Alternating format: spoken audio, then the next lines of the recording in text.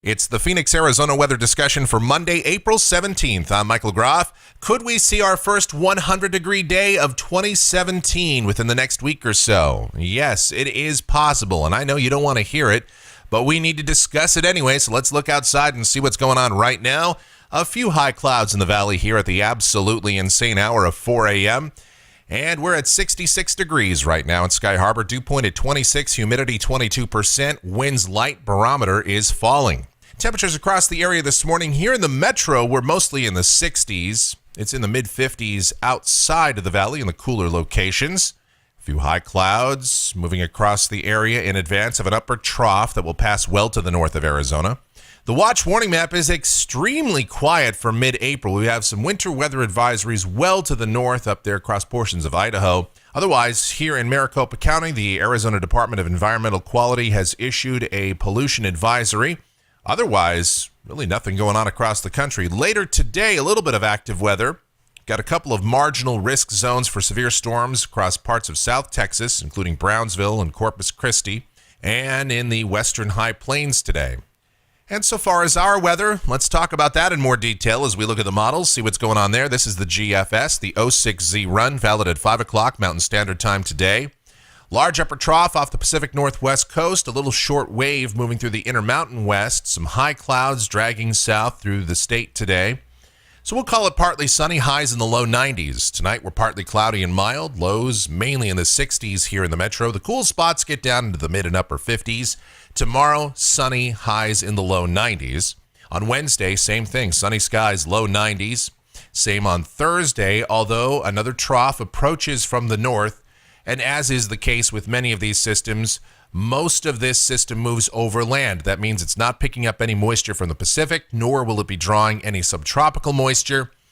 So this far south, moisture starved and no dynamic support. So just some wind increasing in Southern California, Southern Nevada, and Utah. On Friday, the system passes the Four Corners region. Wind picks up here in southern Arizona. I think we'll see some good east and northeasterly breezes, 10 to 20 miles an hour on Friday. Otherwise, sunny skies, both Thursday and Friday. Highs again, low 90s. Temperatures not really affected much by this. Saturday, again, some breezes, but will remain warm, upper 80s and low 90s. The sky's sunny. Same thing on Sunday. We continue with a dry air mass, sunny skies. High pressure in control will be in the low 90s.